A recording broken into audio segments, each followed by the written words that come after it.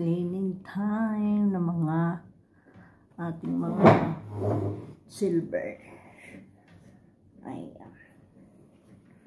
Ito lagi nililinis ko. Pagka wala akong plantsahin.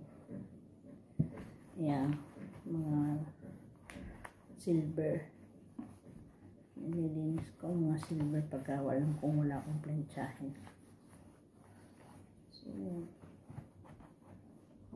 nililisin natin siya. Kasi naninilaw na siya. Diba? Ang dilaw na niya yun. Madilaw. So, kailangan natin siyang paputiin.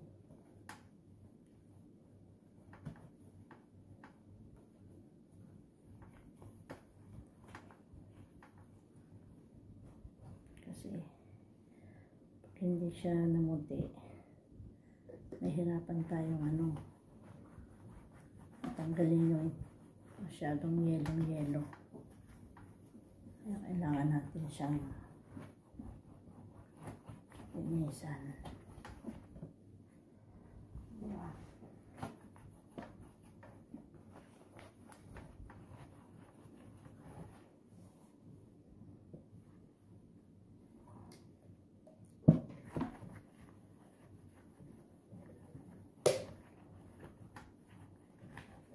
Makikita niyo yung ibang pagka nalinis na siya at napakintab. Diba?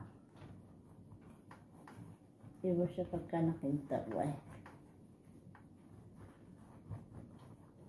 Parang lagi kong kinakausap.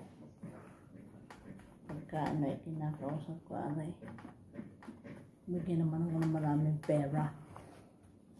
Ayan, maputi na siya. Guwapo yan. Guwapo yan. So, plato nga lang. Lagi nakairap Guwapo ka sana, kaya lang nakairap ka lagi. Tingnan mo, namuti na siya, diba? Kaya na kasi madilaw.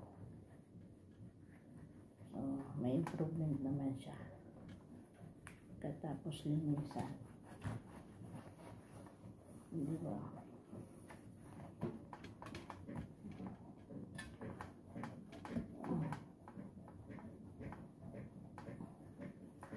Pero dapat pakikintabin muna. Pakikintabin pa natin yan.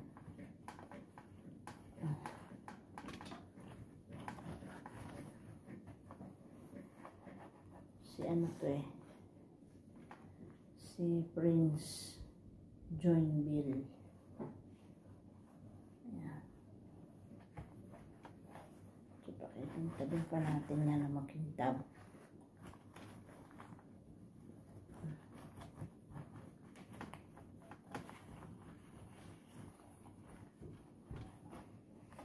So, kanina pa ako nagaganito Ayan. Diba? Kintab na niya. Ay, tignan niya.